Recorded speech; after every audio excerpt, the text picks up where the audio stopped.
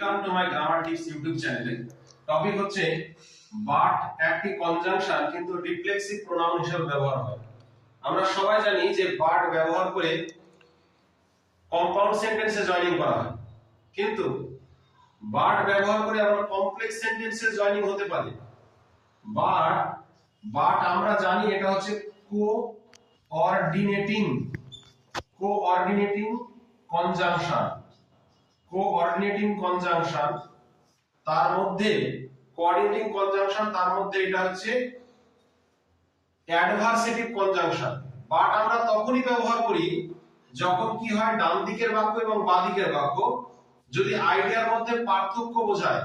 সে অসুস্থ ছিল তবুও সে স্কুলে গিয়েছিল, তখন আমরা কিন্তু ব্যবহার করি, মানে বাট ব্যবহার করি, স্টিল ব্যবহার করি, হ্যাঁ এরকম ব্যবহার করি। কিন্তু সেইভাবে কম্পাউন্ড সেন্টেন্সে জয়েনিং এ কাজে লাগে, আর সেটা হয় বাটটা হয় অ্যাডভার্সেটিভ কনজাংশন। কিন্তু বাট কমপ্লেক্স সেন্টেন্সেও ব্যবহার হতে পারে, তখন আর কনজাংশন হিসেবে ব্যবহার হবে না। বাটটা কিন্তু তখন হয়ে যাবে একটা প্রোনাউন হিসাবে। কোন ধরনের প্রোনাউন? সেটা হয়ে যাবে রিফ্লেক্সিভ প্রোনাউন। এটা কিন্তু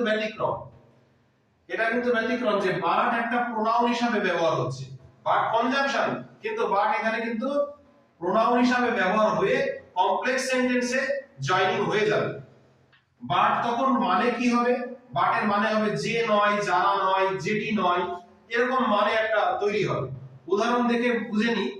এই উদাহরণটা লেখা আছে, there is no man but wants to live. Bangla মানে কি? কোনো মানুষ হয় না যে সে বাঁচতে চায়।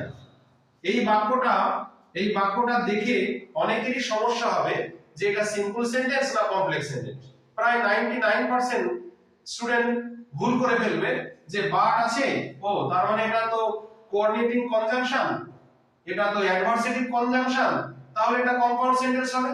কিন্তু না, এটা কিন্তু কম্পাউন্ড সেন্টেন্স নয়, এটা হচ্ছে কমপ্লেক্স সেন্টেন্সের একটা উদাহরণ। এটা কিন্তু ব্যতিক্রম। যে এটা একটা মজারই টপিক বটে যে বাট দিয়েও কিন্তু কমপ্লেক্স সেন্টেন্স হয়। এই বাট ব্যবহার হয়েছে কি হিসাবে? না তো প্রোনাউন হিসাবে ব্যবহার হয়েছে, এটা রিফ্লেক্সিভ প্রোনাউন হিসাবে ব্যবহার হয়েছে এই ক্ষেত্রে। তাহলে মানেটা কি হচ্ছে? কোনো মানুষ হয় না, দেয়ার ইজ নো ম্যান।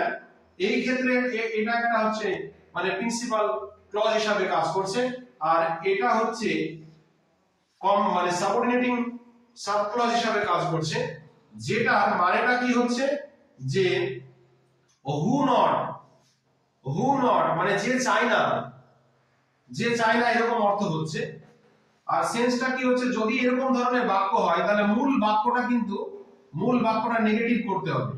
এই যে মূল বাক্যটা আছে, এই মূল বাক্যটা কিন্তু নেগেটিভ বাক্য হবে অটোমেটিক। কিন্তু এটা নেগেটিভ বাক্য হয়ে গেছে, দেয়ার ইজ নো ম্যান, এটা নেগেটিভ বাক্য।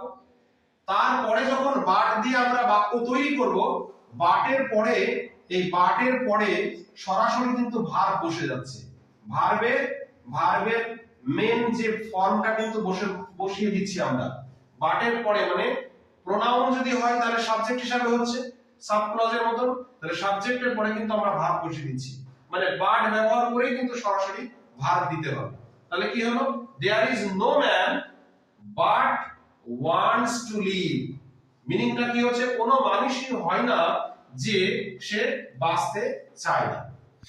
তাহলে টপিকটা কি? টপিকটা হচ্ছে বাট দিয়ে কম্পাউন্ড সেন্টেন্সে তো জয়েনিং হয়, কিন্তু বাট দিয়েও কিন্তু কমপ্লেক্স সেন্টেন্সে জয়েনিং হয়, এবং সেই বাটটা তখন আর কনজাংশন হিসাবে থাকে না, তখন সেটা কি হয়ে যায়?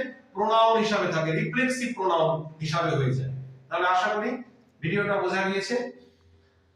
কেমন লাগলো ভিডিওটি অবশ্যই কমেন্ট বক্সে জানাবেন, এবং পরবর্তী ভিডিও পাওয়ার জন্য অবশ্যই শেয়ার এবং সাবস্ক্রাইব করবে। ধন্যবাদ।